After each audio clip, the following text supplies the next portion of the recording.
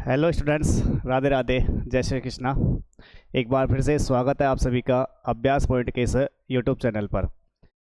जैसा कि आप सभी को पता था, लास्ट क्लास में हम जो पढ़ रहे थे, जो टॉपिक था हमारा वो था सिंथेसिस। इसमें हमने क्या क्या पढ़ा है आपसे पहले, तो इसमें हमने पढ़ा था दो या दो से अधिक सिंपल सेंटेंसेस को जोड़कर दो या दो से अधिक सिंपल सेंटेंसेस को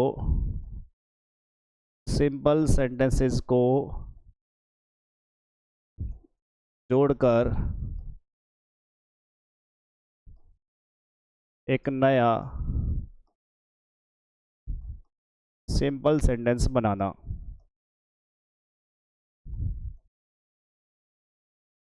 ये हमने लास्ट क्लास में स्टार्ट किया था और इसमें मैंने आपके सामने कुछ नौ जो रूल्स है वो आपको मैंने बताए थे। उसमें से हमने फर्स्ट जो रूल है उसको लास्ट क्लास में पढ़ भी लिया था, जिसका नाम था बाय यूजिंग पार्टिसिपल्स। इसका जो पहला रूल था, बाय यूजिंग पार्टिसिपल्स, ये हमने लास्ट क्लास में पढ़ा है। और अगर किसी विद्यार्थी ने पिछली वीडियोस नहीं देखी है तो मैं उनसे रिकमेंड करूंगा कि आप पिछली क्लासेस ज़रूर देखें, ताकि आपको समझ में आ जाए कि सिंपल सेंटेंस क्या होता है, पार्टिसिपल्स क्या होता है। और आज की क्लास में हम बात करने वाले हैं, इसका सेकंड जो रूल रहेगा वो है by using nominative absolute. Nominative absolute by using nominative absolute. अब क्या है नॉमिनेटिव एब्सोल्यूट, इसके बारे में हम थोड़ा सा देखते हैं। यहाँ पर नॉमिनेट का मतलब रहेगा सब्जेक्ट से। नॉमिनेट मीन्स सब्जेक्ट, और एब्सोल्यूट का मतलब है इंडिपेंडेंट। यानी कि हम कह सकते हैं कि सब्जेक्ट यानी जो अपने पास सब्जेक्ट यानी कर्ता जो रहेगा उसको क्या कर देना, इंडिपेंडेंट, यानी कि स्वतंत्र कर देना, उसको बाहर निकाल लेना। अब उसके पहले आपको पता ही था कि पार्टिसिपल्स जैसे अपने कंडीशंस को अप्लाई किया था, उसी प्रकार से इसमें भी कुछ कंडीशंस रहने वाली है। तो हम एक बार ये देख लेते हैं कि हम नॉमिनेटिव एब्सोल्यूट का यूज़ कब कर सकते हैं। तो सबसे पहली बात आपको क्या ध्यान देनी है नॉमिनेटिव एब्सोल्यूट को यूज़ करने में, कि दोनों सेंटेंसेस के जो सब्जेक्ट होंगे, दोनों सेंटेंसेस के सब्जेक्ट अलग अलग हो। पहली बात तो आपको ये ध्यान रखनी पड़ेगी नॉमिनेटिव एब्सोल्यूट का यूज़ करते समय कि दोनों सेंटेंस के सब्जेक्ट्स जो होंगे वो अलग अलग होंगे। और सेकंड जो इम्पोर्टेंट बात है, एक सेंटेंस में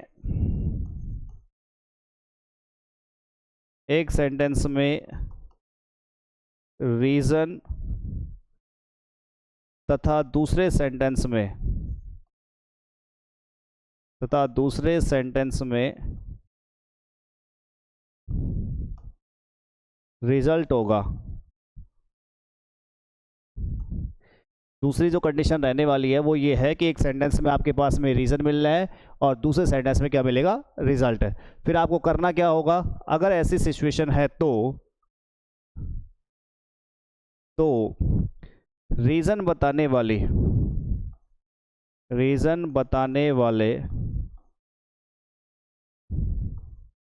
सब्जेक्ट को इंडिपेंडेंट कर दिया जाता है।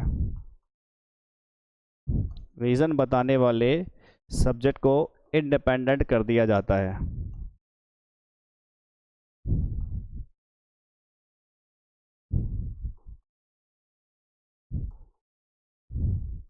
तो ये है हमारे पास नॉमिनेटिव एब्सोल्यूट। क्या बातें हैं देख लो। नॉमिनेटिव एब्सोल्यूट में सबसे पहली बात, दोनों सेंटेंस के हमारे पास सब्जेक्ट जो होंगे वो अलग अलग होंगे।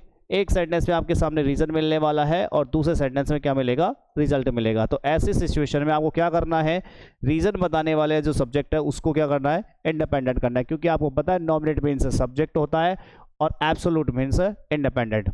अब इसे हम समझते हैं कुछ एग्जाम्पल्स की मदद से। तो हम लेते हैं पहला एग्जाम्पल इसमें, जैसे कि फर्स्ट एग्जांपल है हमारे पास, the captain was killed, the army ran away। एक और एग्जांपल हम लेते हैं, the sun rose, the fog disappeared।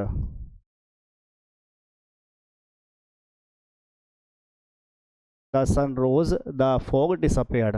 एक और example, the teacher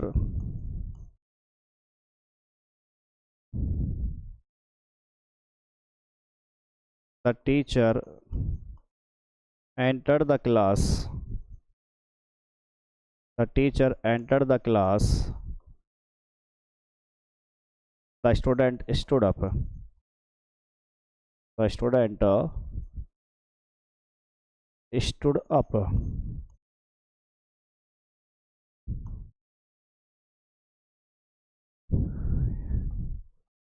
Fourth,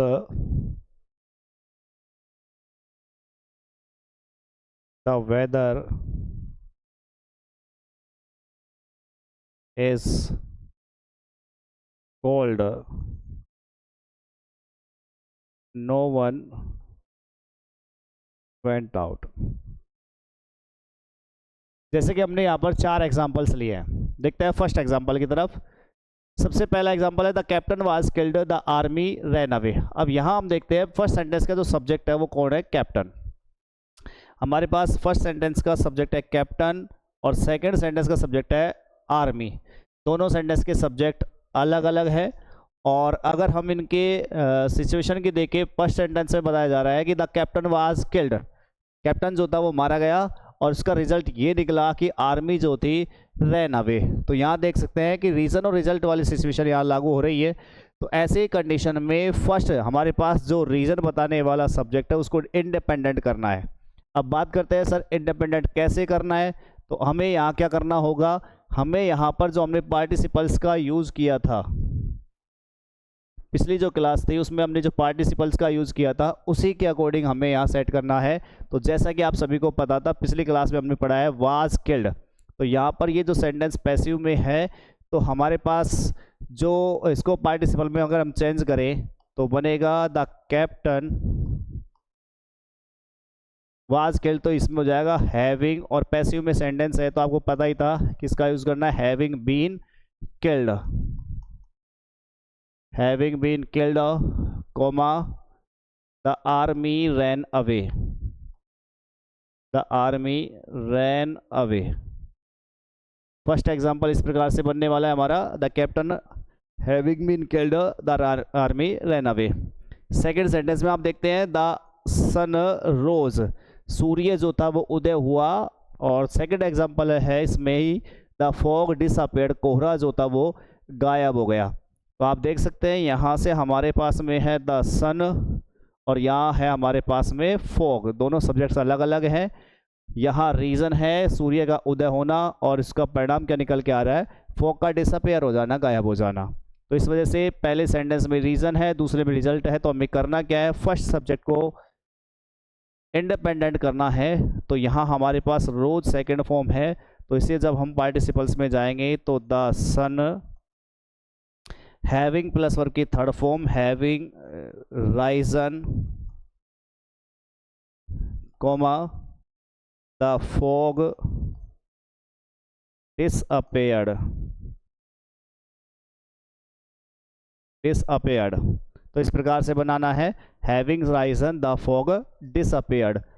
third example की तरफ चलते हैं, the teacher enter the class, the students stood up. अब यहाँ कह रहा है कि जो टीचर है उसने क्लास में एंटर हुआ और स्टूडेंट्स जो थे वो खड़े हो गए। तो एक तरफ रीज़न है एंटर होना और दूसरी तरफ है परिणाम स्टूड यानी खड़े हो जाना। यहाँ सब्जेक्ट हमारे पास टीचर है, यहाँ सब्जेक्ट हमारे पास स्टूडेंट्स है। तो जैसा कि आपको पता ही था कि हमने जो अकॉर्डिंग टू जो कंडीशन है उसके हिसाब से चले तो हमारे पास दोनों सब्जेक्ट्स अलग अलग है और पहले में रीज़न है, दूसरे में उसका रिजल्ट है। तो क्या करना है, इस एंटर्ड को हमें चेंज करना है परफेक्ट पार्टिसिपल की तरफ। तो क्या हो जाएगा, द टीचर एंटर्ड, तो इसका हो जाएगा हैविंग थर्ड फॉर्म, यानी कि having entered comma the students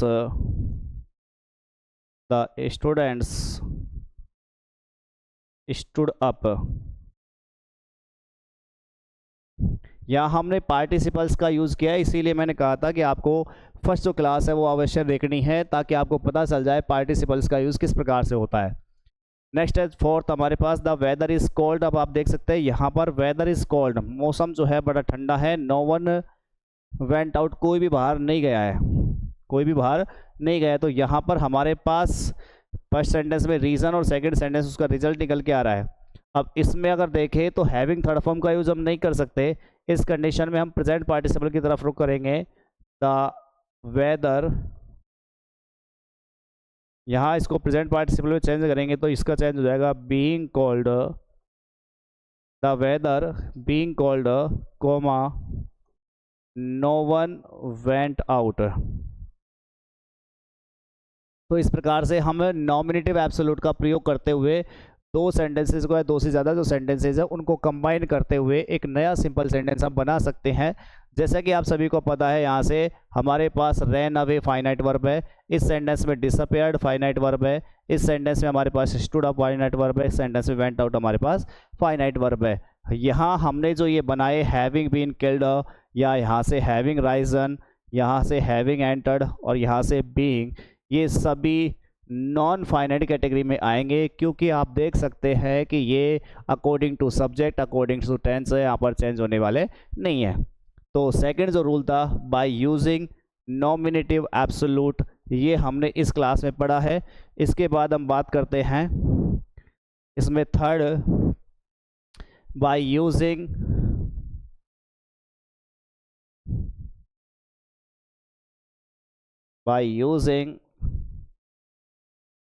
infinitive,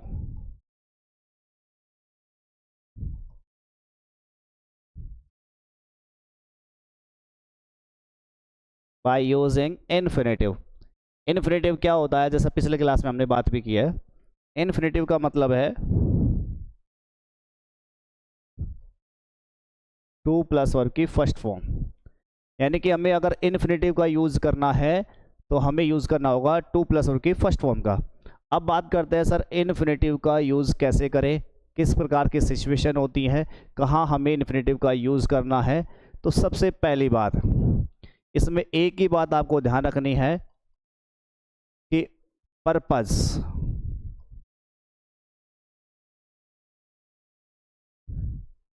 यानी उद्देश्य, पर्पस यानी उद्देश्य को बताने वाली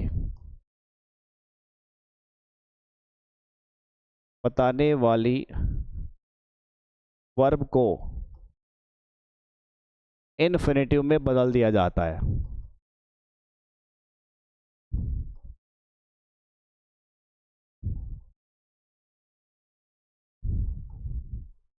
एक ही बात आपको यहाँ से ध्यान रखना है इन्फिनेटिव वाला में, कि इन्फिनेटिव जो होता है उसका मतलब है टू प्लस वर्ब की फर्स्ट फॉर्म। और इस प्रकार से सेंटेंसेस में आपको कोई भी एक सेंटेंस में आपको पर्पस ज़रूर मिलेगा, उद्देश्य मिलता है, और उसी उद्देश्य को बताने वाली वर्ब जो होगी उसको हमें चेंज करना है किस में, इन्फिनेटिव में। इन्फिनेटिव का मतलब है टू प्लस वर्ब की फर्स्ट फॉर्म में हमें इसे चेंज करना होगा। और आपको ये भी ज़रूर ध्यान रखना है कि एग्ज़ाम के पॉइंट ऑफ व्यू से अगर हम चले तो सबसे ज़्यादा इम्पोर्टेंट जो है वो हमारा इन्फिनेटिव वाला ही है, क्योंकि एग्ज़ाम में बार बार यहाँ से क्वेश्चन आया है। आप इसलिए इसको ज़रूर ध्यान रखना कि इन्फिनेटिव का मतलब है टू प्लस वर्ब की फर्स्ट फॉर्म, और कैसे इसका यूज़ करना है, कब इसका यूज़ करना है, वो अभी हम थोड़ी देर में क्लियर कर देते हैं। सबसे इसमें से एक ही बात ध्यान रखनी है कि पर्पस यानी उद्देश्य को बताने वाली जो वर्ब है उसको हम इन्फिनेटिव में चेंज करते हैं। एग्जाम्पल हम इसमें लेते हैं, इसका first example,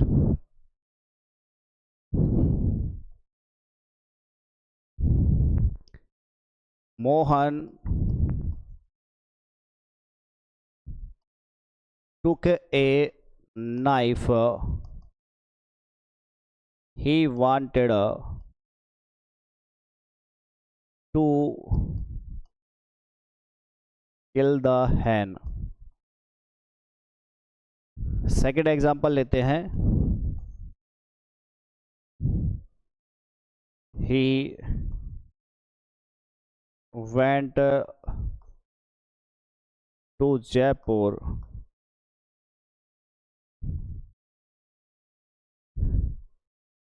he went to Jaipur.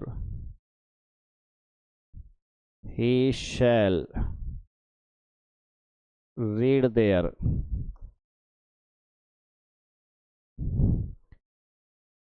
Third example.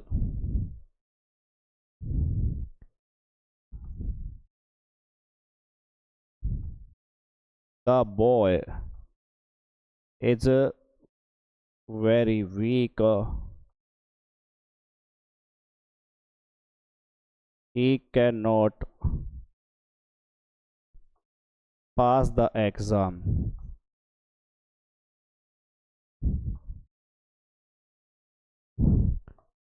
Fourth, the question is very difficult.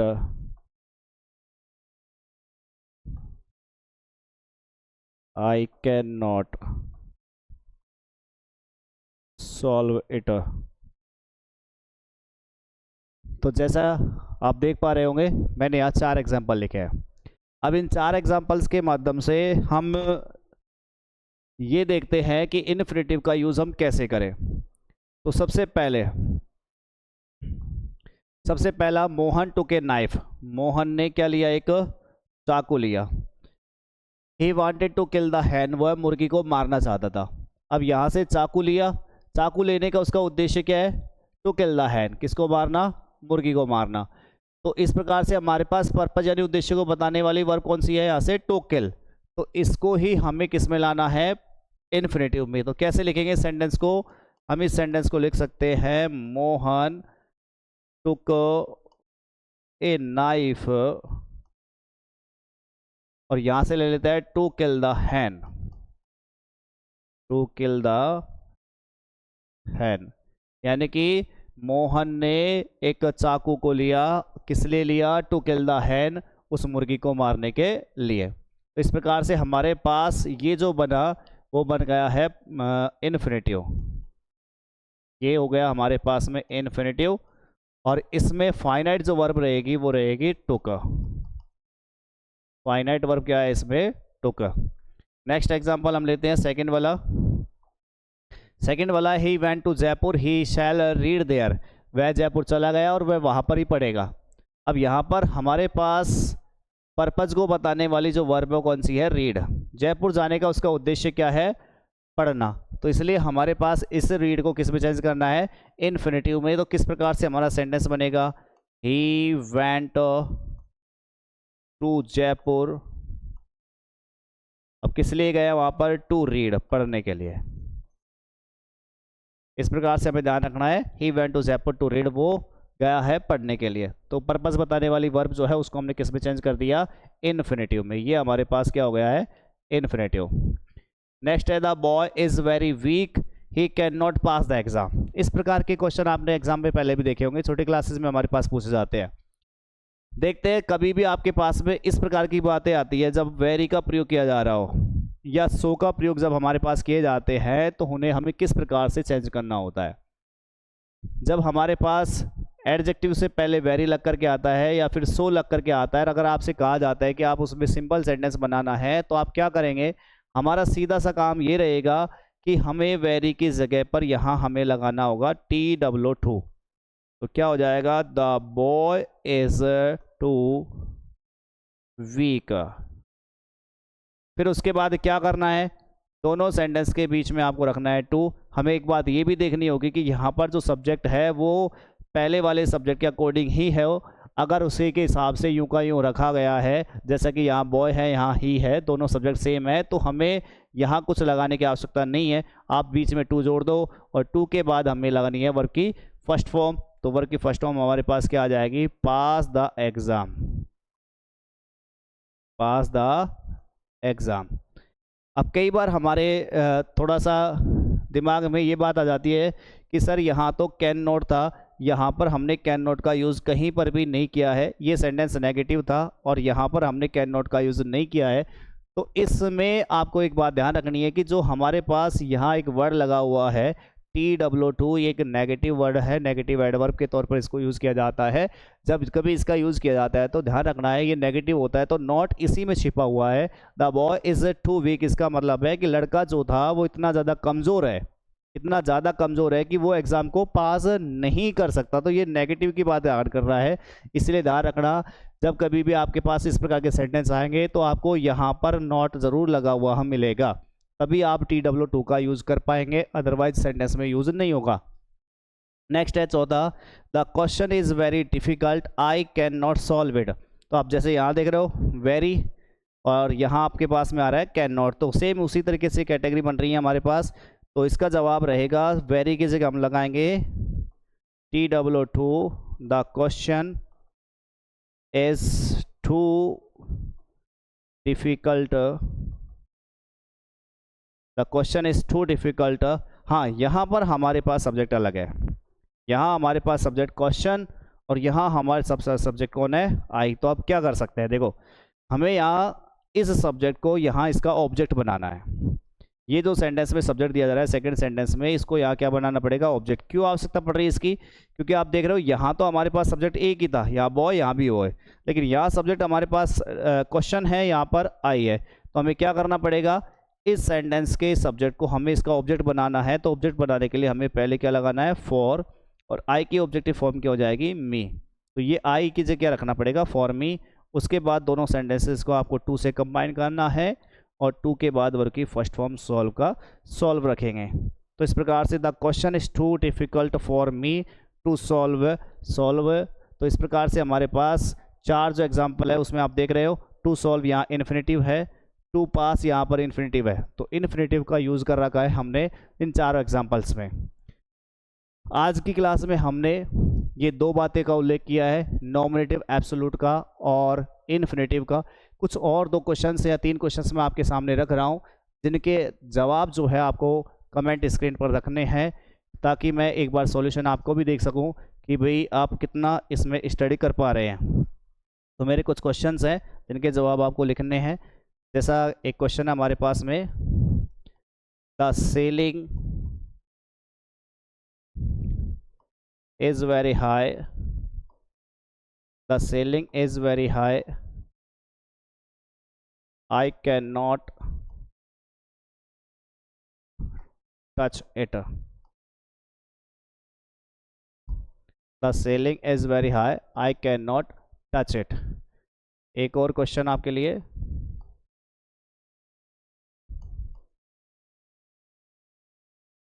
it was holiday, he did not go to school।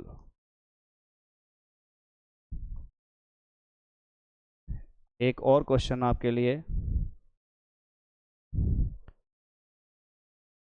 Mohit is very weak, he cannot lift this heavy box, lift this heavy box।